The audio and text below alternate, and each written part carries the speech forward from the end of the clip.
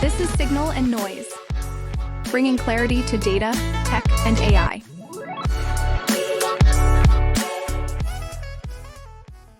All right, so we are at Signal and Noise day one in the mansion on Venetian Way. It's a beautiful place here. And we have Dave Rosner, who's the CMO of Permutive. That's right. Thank you very much for joining us. Great to be here. Thank you. And we actually hosted, Rio and Brett, the hosts of Signal and Noise, actually hosted Joe, who's from Permutive. I don't think the podcast has been released yet, so maybe we'll give some sneak previews on the way. Everything you want to know about Permutive in 2 podcasts, right there with Signal and Noise. Epic. Right. So you just joined actually. You're not you've not been at Permutive even 3 months? I'm about 10 weeks in so far. Okay. I'm loving it, and I have all kinds of I still have enough of my old perspective to bring to the conversation. What was your old perspective, out of interest? Well, I've been on the buy side for a long time, so I'm pretty sensitive to what people are saying in the market and how to screen through it. And then in my previous role, we had to play a big role in popularizing curation. So I hope we get to talk about that and, where it was and where it is. Absolutely. Yeah. Yeah. And so the buy side has given you a really interesting lens. Obviously, I'm sure a big part of what attracted you to Permutive to you was that buyer lens. What is your mission as you've come in? You're 10 weeks in. What have they given you and said, this is what the nut we want you to crack? I think the most important. Well, there's 2 things. There's what's important, and there's what I love to do. Right. So what's important is how do you differentiate in the marketplace, and how do you say it in a way that makes sense for the buy side? Right. There is a lot of technology in adtech. And mostly the buy side should not have to care about that. What they should care about is I can do something for my agency, for my brand, or for my client better, more effective than I did yesterday, or make it easier. So I don't really care about your tech. I don't care if you were vibe coding the last 5 years in a basement and spend $100 million, or if you got a genius with an MBA in data science, MBA, a PhD in data science, and they've just come up with something yesterday. If it makes my life better on the buy side, that should be the story. So that's story number 1. How do we take Permutive, which is the leader in enterprise publishing, data support, and DMP? How do we take that and share what we've done for the buy side? So that's the job. You're not saying that sell side tech overcooks it, are you? With teching? No, I think it's just like my sensitivity is having been in meetings that were successful. This goes for everybody. Yeah. This goes for branded trays at stadiums. Yeah. Sorry if you're watching. It was a good meeting and I love you. But like that, I have a very clear recollection. Like, you're not solving the world. Tell me how you help me. Yeah. And put it in the right pitch. The thing I like personally. So that's what I think is so important, for Permutive, and why it's so important to explain what we're doing in a way that makes sense for the advertisers. What I love, however, and that what really got me to be so excited to join is when you meet a company and you realize that there is this enormous amount of information and something both scaled and new that the world doesn't know about. It's like you're a diver and you found an underwater city, and you're like, nobody knows about this. This is the kind of thing I want to make noise in the market about. And that's what's happened to Permutive. This decade of working with publishers and creating data that the buy side is unaware of the depths there. Right. Okay. So this is interesting. Give me a little teaser, I guess, as to what are some of those things that have kind of gone unearthed, or those gems that you've come in and gone, right, well, we should be definitely talking more about this. Absolutely. To cross over to a little bit of what we were going to talk about anyway. Sure. There's this whole notion of first party data signals, right? Is that important in the market? Is it overhyped? The truth is that in a world that is increasingly working with the support of AI, so AI augmented, real truth at the key is the most important thing. Yeah. I think we all learned some new vernacular in the last 2 or 3 years as all this money has gone into AI and LLMs about training data. right? Like the whole world, for some reason now, knows everything about training data. Yeah. If you have an AI, let's say augmented system, which is where I think we are right now in our journey as an industry, if you have an AI augmented system and you don't have the best source of truth, which is actually what consumers are doing, then the whole thing falls apart. Sure. So what Permutive has done, which is very different than what I've seen in other places, is create a much more robust first party data set on behalf of publishers. And so instead of the 6 key areas that typically are used to transact for programmatic, which is kind of what we were using um, in the rest of the digital ecosystem, it's magnitudes greater. It is thousands and thousands and thousands of pieces of information that are being tracked over time that help publishers be better publishers. But that entire, much more robust look at the consumer has not been pulled over to the buy side. So this notion that you had like 6 elements versus this high definition picture of your audience, so you can actually buy your specific audience, better approximate the brief, drive better performance because you are buying the right people. Like all of that is going to be net new, and I think something that we're going to be hearing a lot about. Okay, this is So that's the underwater city. Yeah, this is really fascinating. Do you feel like that that is currently going on tap, that the buy side just doesn't know about those publisher direct audiences? Well, I hope it's not just me. Yeah. I hope I'm not the only one. But yeah, this notion of a key value pair and this notion of how much information is possible to grab on behalf that publishers have been doing. And maybe this is special because of Permutive. I'm still new because we've been a SaaS technology with a ton of funding that's been doing this for a decade. And we've just been going and going and going. So we're already supporting the majority of enterprise publishers around the world. But I don't think the buy side is aware that there's this treasure trove of first party data that will better allow them to say, this is who I want in market. Let me buy that specific person, Right. and then optimize based on like what you're telling me are the signals back. And is that what do you think that's a root cause of? Is that the fact that they've been used to buying from third parties, or is it that they've been used to buying contextual? What do you think? What do you think buyers do that just causes them to have that blind spot?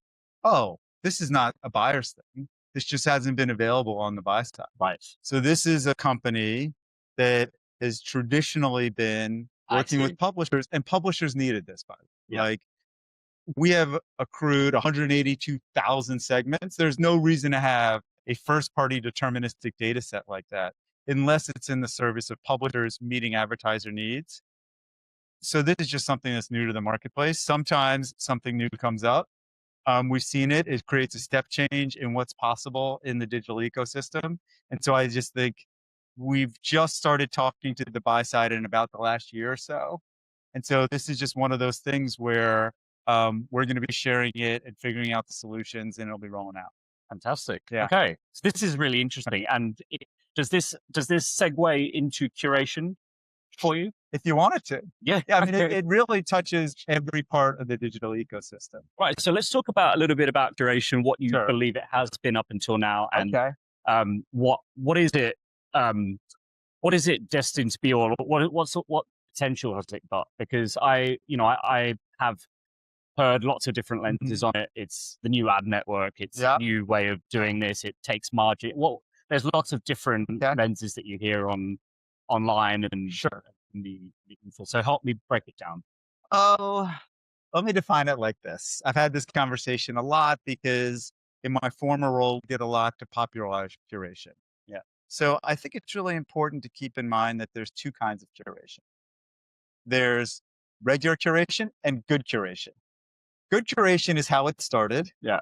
Right. Which is the offering should be, you have a unique data set. You're combining that with inventory into multi-pub PMPs. Yeah. You're activating that on the supply side. So part 1, unique data set. Part 2, combining it with multi-pub, taking that data, combining it with multi-pub, activating it in PMPs on the supply side. 3, you're optimizing it in real time, right? This is a huge upgrade for the whole system. because you're taking the data, which is your source, your insight, and you're taking it out of a 30 to 45-day review cycle and bringing it into real time. That's just an upgrade for the whole system. Yeah. That kind of jump ahead. However, the word curation is a regular word. And in some cases, it means ad network, like we're curating inventory. By the way, good idea to curate inventory. Yeah. But when you talk about why curation became a trend, it's those three things together that's the good version that I think is so important. Okay, I like that. I also, I don't know, I heard different lenses on it as well. And one of them that really stuck out to me was the idea of a chef in a kitchen, knowing what they're doing, being a well-trained chef, and having access to all of the ingredients in one place, as opposed to what we had been doing for a long time, which is different parts of the ecosystem having different ingredients, like the SSP having the inventory, the DSP having the data. Yeah. And never the two sure meet until the bid happens. Whereas with curation, it was interesting to me to think about the fact that you could pre-package and predict stuff better. Yeah, this chef metaphor, first off, I love a good metaphor. I mean, you never met anybody who likes good metaphor. If I look down at my notes, they're full of metaphors. I worry sometimes that a chef metaphor might be more like the inventory. And I hear so many people talking about curating the inventory. What you really want is that unique first party data set activated on the supply side to get the real time. Like bringing real time into data is a game changer. One of the things that we've been working on is this organization called Atria that we support. So this is a number of publishers in Europe who said, we want to get together and create our own curation solution. And there have been a lot of discussion in curation. Is this net positive for publishers? A lot of the SSP shared data that showed that it was incremental value, that curation was actually driving incremental revenue and incremental values for publishers. But I think I love the Atria example because one, it shows that publishers are leaning into it, and there's no better signal that curation can be positive for pubs than pubs saying, we want to take our destiny into our own hands, and this is the route. And then two, I love it because it's Permutive tech underneath it powering it. Right. Okay. So let's rewind it a little bit because I want to unpack what's something really important you said. Publishers taking their destiny into their own hands. Sure. So help explain what Atria is to me, as if I'm a complete noob and haven't got any idea what it is. Sure. Yeah. So Atria is a group of 6 publishers in Europe that have gotten together. They're all Permutive clients and said, we want to create our own closed curation solution so we can bring more scale across our audiences, but take advantage of all the things that good curation allows for. So on our pipes, on Permutive infrastructure, we've helped them put that together and support it. And it just launched and it's really off to a great start. Fantastic. Yeah. And that's the mission at hand, is to help publishers take control. Yeah. And I think it's also about scale, so, publishers are in this situation where the buy side is, their expectations are being set by companies with spectacular technology at the walled gardens. Yeah. And they have scale. So certainly the first party data solution that publishers have is much more robust, and the buy side has more opportunity to capitalize on that. They have a lot more control when they're working with a publisher. So how do those publishers work together to bring together more scale to make that equation more attractive for advertisers and agencies? So that, I think, is the thinking behind it. I love it. Okay. And let's now switch our attention to the most buzzword of them all, which is AI, of course. Sure. Let's talk about how that, how do you feel that intersects with what Permutive's mission is? And, and obviously that it poses an existential threat to the publishing industry. Okay. And what does your narrative change to be when it comes to a publisher? We did the most anti-adtech thing ever when it comes to AI at Permutive, which was we built it and we didn't say anything. Where normally you tell the entire industry what you're thinking and planning, and then you go ahead and build it. So we've already built agents into our technology. They're already supporting hundreds of millions of dollars of publisher revenue. And what we've seen is it's just augmenting the entire process. So I'll give you a couple of examples. One is the amount of time it takes to respond to an RFP can go from days to literally 15 minutes. And if you're a publisher selling in, that is the game changer. It means you can take on a lot more business. It means you can pitch more, but most importantly, you can work in a whole nother pacing and see what the outcomes are. The other thing that is amazing is it helps you better unlock your first party data. So there's a premium publisher group that we work with in Europe that, because they have so much more insight and can work so much more quickly with the data, they're able to win clients, brands that they didn't think they could even compete with, because they could say, oh, actually, you would never come to us, but our audience for what you're looking for is bigger than the classic leaders in the category. So it's allowing them to increase the TAM. And if you're on the revenue side and you say, hey, our DMP and their agentic agents are helping us increase our TAM, not just win our share of the pie, that's a pretty good day. Yeah. Yeah, that's fantastic. And is that just on merit of being fresher and being sort of quicker to the table on pitches? It's the ability to number crunch in a way that no one could before. Yeah. And I think, and we'll see if when you have your interview with Joe, if it lines up, there's this weight that comes with our history as a SaaS company, but not that it was built with this in mind. But when you're a SaaS company, you're that much closer to being able to add AI into the mix, because everything has to work automatically anyway. Of course.